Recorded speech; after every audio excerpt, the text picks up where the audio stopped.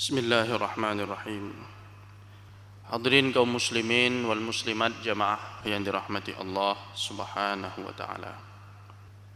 Dalam sebuah hadis diriwayatkan oleh al-Imam Muslim rahimahullah dari Abdullah bin Abbas radhiyallahu anhu, Nabi sallallahu alaihi wasallam bersabda, "Ni'matani maghbunun fihima katsirun minan nas, as-sihhatu wal faragh."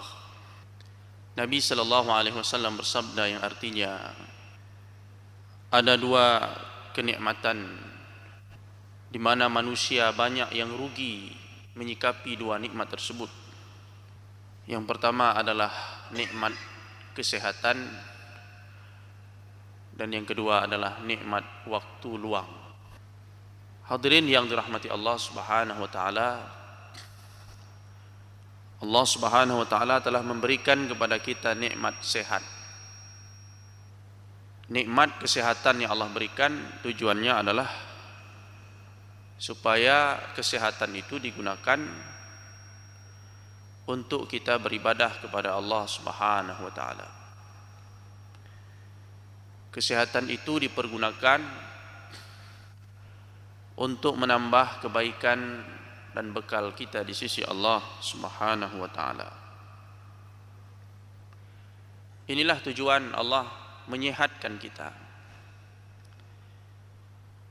Namun dalam perjalanan hidup manusia banyak orang yang menyia-nyiakan kesehatan yang telah Allah berikan.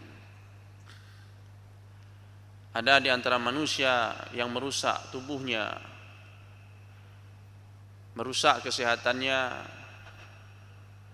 dengan pola hidup yang tidak baik, sehingga dia menyia-nyiakan nikmat Allah tersebut. Tentunya nikmat kesehatan ini karena dia adalah sebuah nikmat dan setiap nikmat akan diminta pertanggungjawaban. Bagaimana kita menjaga nikmat tersebut? Yang pertama dan yang kedua, bagaimana kita mensyukurinya? Mensyukuri nikmat sehat artinya mengisi kesehatan itu dengan mengabdi kepada Allah Subhanahu wa taala.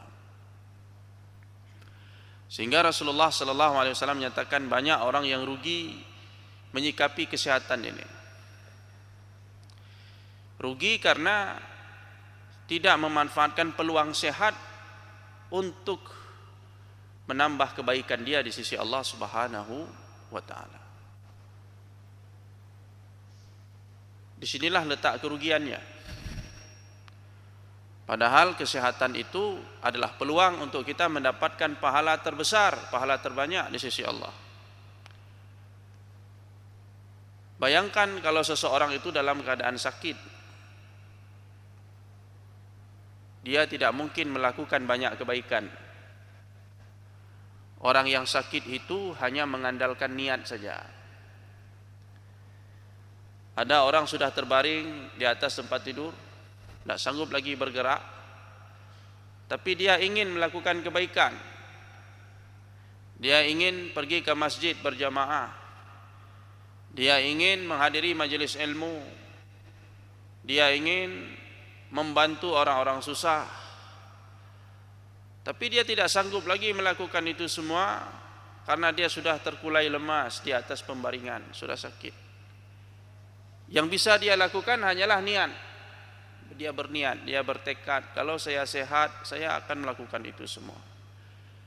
Tentu orang yang niatnya baik akan dapat pahala. Pahala niat, pahala berniat. Karena dalam Islam ini niat seseorang untuk berbuat baik itu dihargai. Allah Subhanahu wa taala memberikan pahala kepada orang-orang yang berniat kebaikan itu dengan sungguh-sungguh tentunya.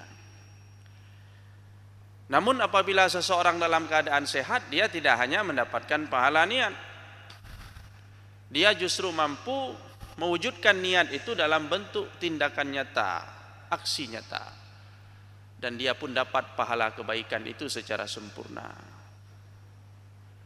Makanya orang-orang yang mukmin, yang kuat, yang sehat itu lebih disukai Allah, lebih baik dalam agama kita daripada mukmin yang lemah. Al-mu'minul qawiyyu khairun wa habbu ilallah minal mu'minid dhaif. Seorang mukmin yang kuat, salah satu indikator kuat ini adalah dia sehat. Dia lebih mampu melakukan kebaikan. Dia lebih bisa merealisasikan kebaikan itu. Dia lebih disukai Allah dan lebih baik dalam pandangan agama daripada mukmin yang lemah. Meskipun Nabi sallallahu alaihi wasallam mengatakan wa fi kullin khair. Meskipun kedua-duanya baik. Yang sehat baik, yang sakit pun baik asalkan dia beriman. Yang kaya baik, yang miskin pun baik asalkan dia beriman.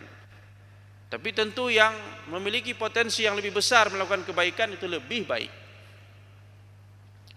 Oleh karenanya kaum muslimin yang dirahmati Allah, jagalah kesehatan kita karena ini adalah amanah dari Allah. Kemudian isilah kesehatan kita itu dengan memperbanyak bekal kebaikan kita di sisi Allah Subhanahu wa taala, sehingga pada saat kita diminta pertanggungjawaban nanti kita bisa menjawabnya di hadapan Allah Subhanahu wa taala. Yang kedua, nikmat yang paling banyak orang rugi dalam menyikapinya adalah nikmat al-faragh, waktu luang. Setiap kita diberikan umur oleh Allah, diberikan waktu oleh Allah Subhanahu wa taala, dan waktu ini pun akan diminta pertanggungjawaban.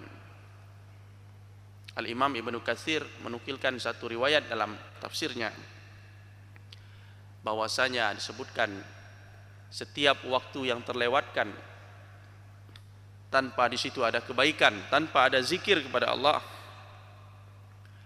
maka waktu itu akan disesali oleh seseorang nanti pada hari kiamat. Kalau ada dalam hidup kita waktu terlewat sia-sia, maka itu akan menjadi tirah. Tirah itu artinya sesuatu yang akan kita sesali nanti. Oleh karenanya Abdullah bin Mas'ud, salah seorang sahabat Nabi yang mulia, mengatakan, sesungguhnya aku paling tidak suka melihat seseorang yang hidupnya kosong, tidak ada aktivitas. Itu kata Abdullah bin Mas'ud. Wa inni la akrah an ara ahadan farighan. Saya benci ketika melihat seseorang itu tidak mengisi waktunya dengan sesuatu yang berguna. Laisa syai'an min umurid dunya wala min umuril akhirah. Kata Abdullah bin Mas'ud, dia tidak disibukkan dengan urusan dunia, juga tidak disibukkan dengan akhirat. Artinya dia orang malas. Ke sawah malas, ke laut malas mencari nafkah, ke pasar malas, salat berjamaah pun malas, menghadiri majelis ilmu pun tidak mau, beribadah kepada Allah pun tidak mau, berzikir malas. Jadi dalam urusan dunia dia malas, urusan akhirat pun dia malas. Ini adalah orang yang paling dibenci, kata Abdullah bin Mas'ud. Jadi waktu ini luar biasa, ini adalah amanah dari Allah Subhanahu wa taala. Banyak orang yang rugi, yang tidak bisa memanfaatkan waktunya dengan baik.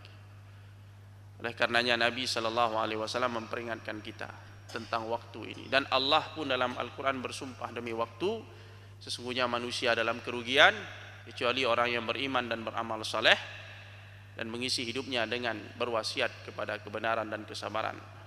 Wal 'asri innal insana lafi khusr illa alladziina aamanu wa 'amilus shalihat wa tawassaw bil haqqi wa tawassaw bis sabr. Sehingga Al-Imam Syafi'i rahimahullah mengatakan, seandainya tidak ada ayat lain yang turun, hanya surah Al-Asri ini saja yang turun, maka sudah cukup surah ini membimbing dan mengatur kita dalam hidup ini. Oleh karenanya kaum muslimin yang dirahmati Allah, jadilah orang-orang yang menghargai waktu, karena nilai kita itu tergantung kepada penghargaan kita kepada waktu. Seseorang akan menjadi intan permata ketika dia menganggap waktu itu adalah sebuah permata yang harus dijaga, yang harus dimanfaatkan dengan sebaik-baiknya. Demikian kaum muslimin yang dirahmati Allah, mudah-mudahan nasihat singkat ini menjadi renungan bagi kita semua. Aqulu qauli hadza wa astaghfirullah li wa lakum. Subhanakallahumma wa bihamdika asyhadu an la ilaha illa anta nastaghfiruka wa natubu ilaik. Assalamualaikum warahmatullahi wabarakatuh.